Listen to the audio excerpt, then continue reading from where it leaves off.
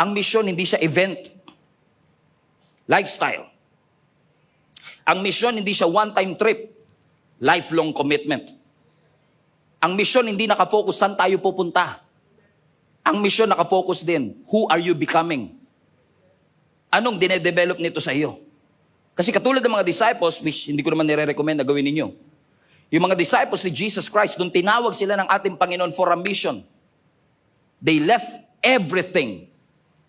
Their money, their business, their family, and follow Jesus Christ. Today, hindi pinapaiwanan ng Lord ang trabaho mo. Today, hindi pinapasara ng Lord ang business mo, pero pinapasuko ng Diyos yung buhay mo para mag-surrender sa purpose ng Diyos. So when you surrender your ambition and your life to the purpose that God has for you, doon po natin nagagawa ang tunay na misyon na pinapagawa ng Panginoon sa atin. Hindi natin sinasabing hindi tayo naghahangad ng success, hindi na tayo nangangarap, hindi na tayo magnenegosyo, hindi na natin gagawin ang lahat para mabuhay dito sa mundo. But our perspective should change when we are a believer of Jesus Christ. Hindi na career success, eternal impact na ang hinahanap natin. Ang buhay ko hindi nakaangkla sa trabaho, sa assignment. Ang trabaho mo will give you money. Ang assignment mo will give you fulfillment. Kaya kahit anong gawa mo sa trabaho mo, you have the money, you have the success, but you're not fulfilled. You succeed, but it doesn't feel successful. Why is that? Because you have a job, but you don't do your mission. Yun lang ang nakakalungkot. Minsan, madalas actually, yung trabaho mo, hindi yun yung mission. Yun ang akala natin. Ang mission ko, makapagtayo ng malaking bahay. Ang mission ko, by the age of 30, magiging milyonaryo na ako. Uy, ang ganda ng mission mo, pare.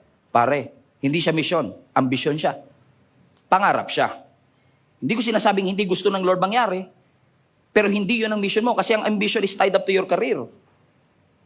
Ang mission mo is tied up to your purpose. Amen? So, hindi ka lang basta architect, hindi ka lang basta influencer, hindi ka lang basta business owner. You are a believer of Jesus Christ. Ikaw ay mananampalataya ng ating Panginoon. So kung ikaw man ay nagtatrabaho as an accountant, that's your job. But it doesn't mean it is your mission.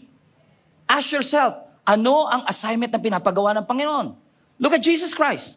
Ano ang trabaho ni Jesus Christ nung nandito pa po siya sa mundo? Karpintero. Yun ang kanyang trabaho. Pero yun ba ang mission niya? No. Ang trabaho niya karpintero, pero ang mission niya to save the world. Magkaiba ang trabaho sa atin pong assignment. Ikaw, why are you standing here looking into the sky? Bakit nakatunganga ka dyan at nag-aantay ng grasya? Sabi ng Panginoon, gawin mo yung assignment na pinapagawa ng Diyos sa iyo.